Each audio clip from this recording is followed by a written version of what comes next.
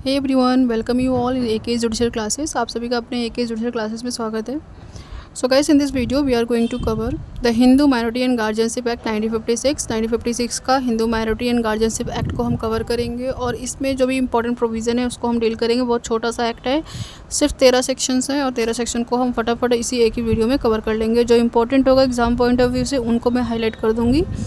ये है छोटा एक्ट बट कहीं ना कहीं कन्फ्यूजिंग रहता है थोड़ा बहुत, तो इसमें बहुत क्वेश्चंस भी आते हैं, आपको प्रिपेयर होना चाहिए। चलिए स्टार्ट करते हैं। सबसे पहले क्या है कि आपको पता रहना चाहिए कि कौन सा बैर एक्ट नंबर है। इट इज़ अ 32 बैर एक्ट नंबर।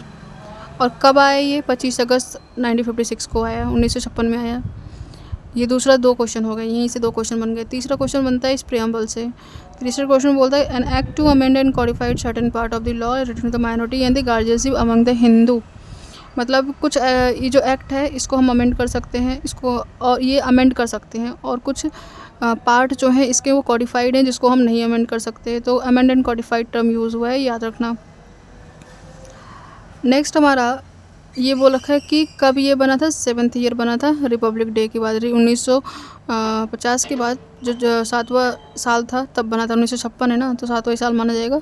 तो उस टाइम ये बनाया गया था ये एक्ट, याद रखने वाली ये भी चीज़। 56 आपको याद है तो अपने आप ही कैलकुलेट कर लोगे आप। 50 से स्टार्ट करो, 56 में आते हैं, 7वां नंबर आ जाएगा। Next, short title and extend. इसका शॉर्ट टाइटल एक्सटेंड मतलब कहाँ से कहाँ तक फैला हुआ है।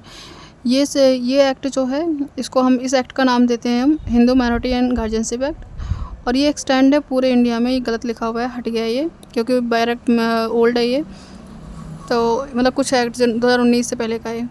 तो ये जो जम्मू एंड कश्मीर में भी अब अप्लाई होने लग गया है, ठीक है। नेक्स्ट अब लिखा है act to supplement of act number 8 on 1890। मतलब जो गार्जियन एंड वार्ड एक्ट है 1890, उसका ये सप्लीमेंट है, उसका ये एडिशनल है। ये इसके अंदर जो प्रोविज़न्स प्रोवाइड करे गए हैं वो जो है किसी एक्ट को डेरोगेट नहीं करता, किसी एक स्पेशल प्रोविज़न को गलत नहीं मान करता। बस ये एक एडिशनल है, अगर ज़रूरत पड़े तो you can come to this barrack too, ठीक है, अगर वहाँ कुछ प्रोविज़न होता है, और ये भी उस बैरक से इंक्लूड कर सकता है अपने आप को। सेक्शन 3 बोलता है एप्लीकेशन ऑफ द एक्ट। और दिस एक्ट अप्लाइज टू, अभी कहाँ अप्लाई होता है ये पूरा एक्ट जो है, कहाँ कहाँ अप्लाई होगा। ये एक्ट है कोई भी पर्सन जो हिंदू है, by the religion is any form और डेवलप, किसी तरीके से अगर हिंदू है, किसी भी धर्म को मतलब हिंदू धर्म को फॉलो करने के लिए किसी भी तरीके से हिंदू धर्म बना है, वो हिंदू बना है, तो वो हिंदू कहलाएगा। साथ में जो कुछ ग्रुप्स थे जो बनाए गए थे, लाइक का प्रार्थना सभा था ना, प्रार्थना ब्राह्मण समाज, आर्य समाज, ये सारे कुछ ग्रुप्स थे। विरसाया, लिंगायत, ये ग्रुप्स थे जो पहले एग्जिस्ट नहीं करते थे, इनको बनाया गया, और इनको बना के जो उसमें लोग पार्टिसिपेट करते थे वो एक हिंदू ही को मानते थे, हिंदू रिलीजन को मानते थे, इसलिए हमने उनको हिंदू के नाम में कैटेगरी में इन्वॉल्व किया। तो इसमें क्या याद करने की चीज़ें, 1 2 3 4 5 चीज़ें हैं, पाँचों का नाम याद आना चाहिए। और बेसिकली एग्जाम में विरसाया और लिंगायत के बारे में ज़्यादा पूछते हैं। Come to the B clause, any person who is Buddhism, Jainism और सिख बाय रिलीजन। ये एक्ट किसके ऊपर अप्लाई होगा? इनके ऊपर भी अप्लाई हो सकता है, जो बुद्ध हैं, जैन है, सिख हैं, ठीक है, रिलीजन के द्वारा वो भी इस वाले बैर एक्ट का यूज़ कर सकते हैं, प्रोविज़न को यूज़ कर सकते हैं। नाउ कम टू द 3 का sub clause C, to any other person domicile in the territory to which the act extend who is not a Muslim, Christian, Parsi and Jews. ये उन सब पे भी अप्लाई होता है जो इंडिया में रहते हैं, और बस एक्सेप्ट उन लोगों के लिए जो मुस्लिम है, क्रिश्चियन है, पारसी एंड ज्यूस है। तो हिंदू जो है उसके अंदर ये जो हिंदू टर्म है और जो Hindu minority and guardianship act है, इस पे नहीं अप्लाई होता। वो है मुस्लिम, क्रिश्चियन, पारसी एंड ज्यूस पर, इन पे नहीं अप्लाई होता। Unless it is proved that any such person would not be governed by the Hindu law or by any custom, और मतलब ये सारे लोग भी सम टाइम इनके ऊपर तो बिल्कुल नहीं अप्लाई होता। दूसरा, जो इंडिया में डोमिसाइल है, जो इंडिया में जो टेरिटरी में आ रखे हैं और रह रहे हैं काफ़ी टाइम से, उन्होंने यहाँ का हिंदू का मेंबरशिप ले लिया है, और वो कहीं ना कहीं कस्टम और यूसेस से को फॉलो करते हुए काफ़ी लॉन्ग टाइम से हिंदू के ही कस्टम को फॉलो कर रहे हैं before the implementation of this act. इस एक्ट को बनने से पहले, तो उनको भी हम हिंदू की कैटेगरी में डाल देंगे। हिंदू कैटेगरी मतलब कि उनके ऊपर भी ये धारा, जितनी भी धाराएं अप्लाई होंगी, ये माइनॉरिटी एक्ट जो है अप्लाई होगा। एक्सप्लेनेशन बोलता है कि ये सारे पर्सन जो है Hindu, Buddhism, Jain and Sikh by religion as a case में भी। अब ये जो है इनको हम इस धर्म के मानेंगे अगर उसका कोई भी बच्चा, चाहे लेजिस्लेट हो, इलेजिटमेट हो, जायज़ नाजायज़ जो भी होते वर्ड, अगर वैसा कोई बच्चा है जिसके दोनों पेरेंट्स जो हैं वो इन सब कैटेगरी के अंदर आते हैं, इन सारे रिलीजन को फॉलो करते हैं, तो वो भी इस एक्ट के द्वारा एंटरटेन किए जाएंगे। नेक्स्ट क्लॉज है any child legitimate, illegitimate, one of whose parents are. अब इसका देखो मैं आपको बता दे रही हूँ, कोई भी एक, इसमें क्या था, कोई बच्चा है, इसमें भी कोई बच्चा, बट यहाँ पे क्या है, लेजिटमेट, इलेजिटमेट, यहाँ पे ठीक है, यहाँ पे दोनों पेरेंट्स थे और यहाँ पे एक भी कोई एक पेरेंट्स है उसका जो इन सब कैटेगरी में फॉल करते हैं। और who is brought up as a member of tribes, community, group or family to which such parents belong or belonged and, मतलब अगर उस ग्रुप से वो बिलोंग करता है और वो बिलोंग्स जो है ट्राइब, कम्युनिटी जो भी हैं इन सब में इंक्लूड हैं, तो उनको हम कहेंगे, उनके ऊपर ये एक्ट अप्लाई होगा। सिंपल सी टर्म है, ऊपर वाले में दोनों पेरेंट्स, इसमें से कोई एक पेरेंट्स। अब तीसरा क्या क्लॉज बोलता है, कोई पर्सन हु इज़ कन्वर्ट और reconvert to Hindu, Buddhism, Jain. अब कोई पर्सन जो कन्वर्ट हो गया या फिर पहले किसी और में चला गया था फिर दोबारा वापस हिंदू में आ गया है, कन्वर्ट रिकन्वर्ट हुआ है, वो भी इंक्लूड होंगे इसके अंदर, ठीक है, उनके ऊपर भी ये कानून अप्लाई होगा। तो सेक्शन 3 का ये ए में हमने ये पढ़ा कि किसके ऊपर अप्लाई होता है। सेक्शन 3 का जो बी क्लॉज है उसको हम पढ़ लेते हैं। सेक्शन का 3 का 2, notwithstanding anything contain in subsection 1, nothing contain in this act shall apply to a member of any scheduled tribe within the meaning. अब ये सिंपल सा बोल रहा है, जितने भी सेक्शन ऊपर हमने सेक्शन 1 को पढ़ा है, ठीक है, सब सेक्शन मतलब कि 3 का जो सब सेक्शन ये हमने पढ़ा कि ये एक्ट कहाँ पे अप्लाई होगा, ये सारे रूल्स जो हैं किसके ऊपर अप्लाई नहीं होते, एसटी कम्युनिटी के ऊपर, शेड्यूल्ड ट्राइब्स के ऊपर। अब वो शेड्यूल्ड ट्राइब्स कौन से हैं, जो हमारे इंडियन कॉन्स्टिट्यूशन में आर्टिकल 360 के 25th क्लॉज में है। Unless the central government by notification in official gazette otherwise direct, इनके ऊपर ये कानून अप्लाई नहीं होता है, ये रूल्स अप्लाई नहीं होते हैं जो इसके रूल्स हैं 3 का सब सेक्शन 1, जब तक कि बाय द सेंट्रल गवर्नमेंट, याद रखने वाली चीज़ है यहाँ पे सेंट्रल गवर्नमेंट बोला है, सेंट्रल गवर्नमेंट के द्वारा कोई कानून ना बन जाए, कोई नोटिफिकेशन ना इशू हो जाए, ठीक है। सेक्शन 2A में बोला है, notwithstanding anything contain in subsection 1, nothing contain in this act shall apply to the renoncant of the union territory of the Pondicherry. इन सब में यहाँ पे पौंडीचेरी का जो यूनियन टेरिटरी है वहाँ भी कुछ पार्ट्स हैं, उस पर अप्लाई नहीं होगा। ऐसे ही expression Hindu in any of the provision of this act shall be constitute as it include person who taught not as a Hindu by religion is a nevertheless as a person to whom this act apply by virtue of provision contained in this section। जो इसमें expression जो term Hindu है ना, जो term Hindu है in any provision of this act, कहीं पे भी हिंदू वर्ड यूज़ किया गया है इस प्रोविज़न में, उसको हम ये मानेंगे, कंस्टिट्यू करेंगे, इसके अंदर इंक्लूड है वो पर्सन जो इस, जैसे कि हिंदू हमने पढ़ा स्टार्टिंग में, तो सारे पर्सन हिंदू ही कहलाएंगे, चाहे वो हिंदू बाय रिलीजन हो या ना हो, इससे कोई फ़र्क नहीं पड़ता है इस वाले बैरेक्ट में, क्योंकि जो हमने वर्ड बोला है हिंदू बाय रिलीजन और बुद्धिज़्म, सेक्युलरिज्म, ये सब भी इन सब के ऊपर भी अप्लाई होगा, तो हम ये मानेंगे कि हाँ ये इसी पे ही, ज़रूरी नहीं हिंदू टर्म है तो मतलब वही हो, ठीक है, समझ रहे हो।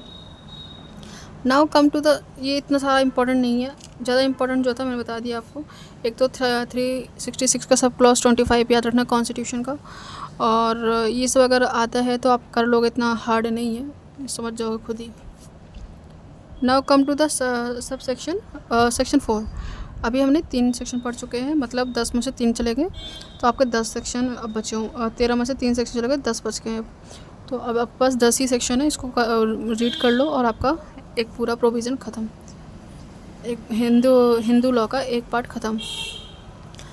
तो इसमें डेफिनेशन दी हुई है, अब हम डेफिनेशन पे आते हैं। अब याद करने वाली चीज़ें बहुत इंपॉर्टेंट है, जो इसमें जो टर्म यूज़ हुए हैं यही आपका आगे, यही सारे डेफिनेशन एक एक सेक्शन बनाएंगे आगे जाके।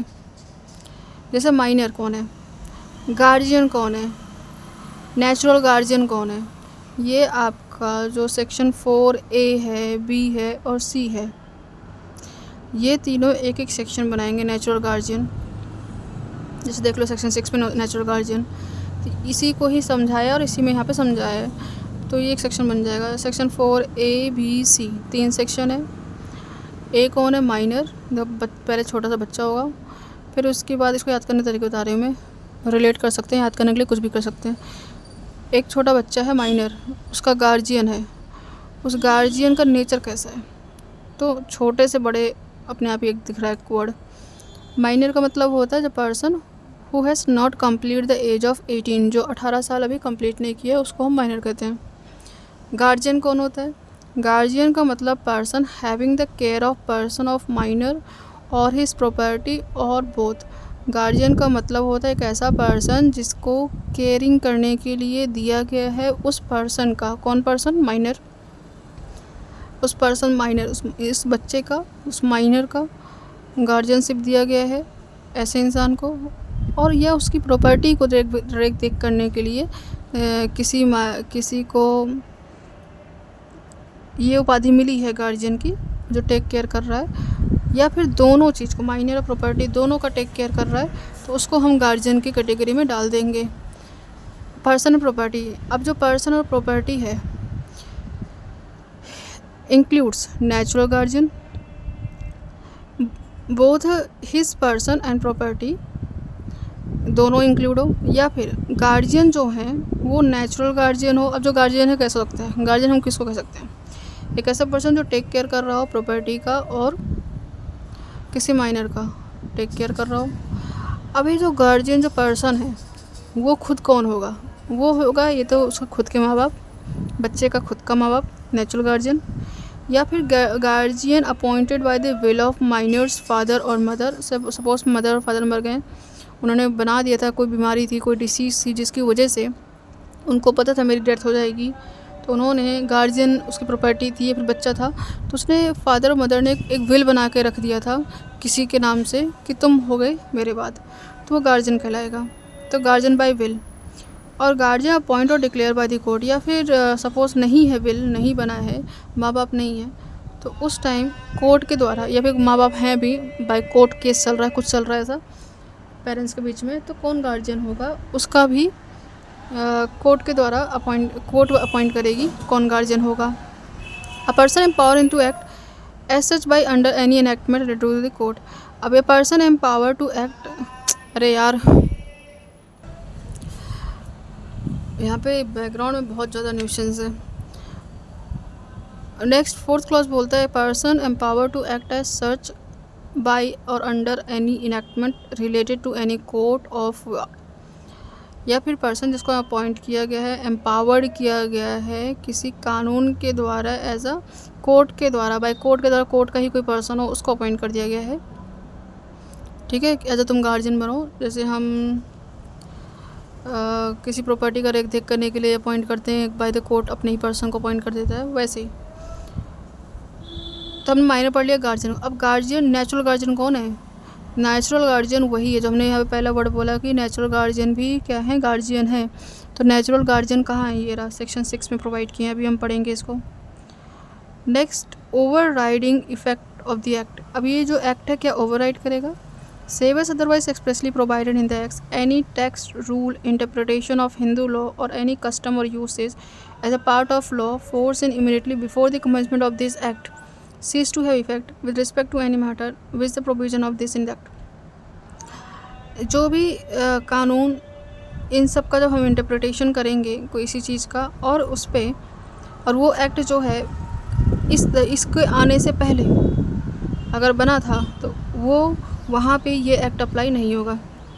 This act shall cease to effect, मतलब कानून बनने से पहले कोई कानून बना था, कुछ कस्टम एंड यूसेज थे, अगर वो पहले वाले कस्टम एंड यूसेज अभी एग्जिट कर रहे हैं तो उन पे ये कानून अप्लाई नहीं होगा। ठीक है, any other law in force immediately before the commencement of this act shall cease to have effect.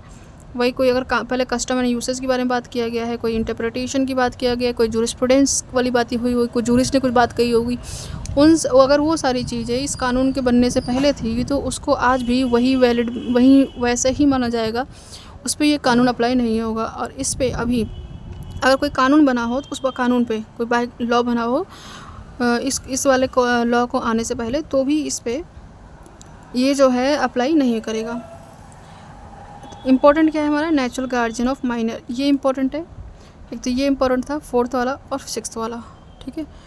तो हम सेक्शन 6 पढ़ लेते हैं, बहुत इंपॉर्टेंट है, बहुत ध्यान से पढ़ना सेक्शन। अब देखो आपके कितने सेक्शन थे टोटल 13 है, 13 में से हमने 6 पढ़ लिया, अराउंड 7 सेक्शन बच गए हैं। ये इंपॉर्टेंट है, इसके आगे सारे ईजी हैं।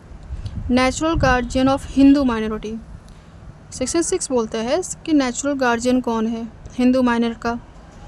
The natural guardian of Hindu minor in the respect of minor's person as well as the respect of minor's property. Natural guardian Hindu minor का उस पर्सन के, उस बच्चे का या फिर उसकी प्रॉपर्टी का वही होगा, excluding his or her undivided interest in the joint family. उस बच्चे की प्रॉपर्टी का मालिक, उस बच्चे की प्रॉपर्टी, उस बच्चे का मालिक, मालिक मतलब गार्जियन, टेक केयर जो करते हैं, वो जो है वो इंसान होगा जो इसमें सारे टर्म्स को फिल करते हैं। एक्सेप्ट बोल रखा है कि कोई अनडिवाइडेड प्रॉपर्टी है, मतलब पार्टीशन नहीं हुआ है उस प्रॉपर्टी का को छोड़कर। तो ये इंपॉर्टेंट है। ए बोलता है इन दिस सेक्शन बॉय और unmarried girl, the father and after him the mother, provided that the custody of minor who has not complete the age of 5 years shall ordinarily be with the mother। इसमें ये बोला गया है अगर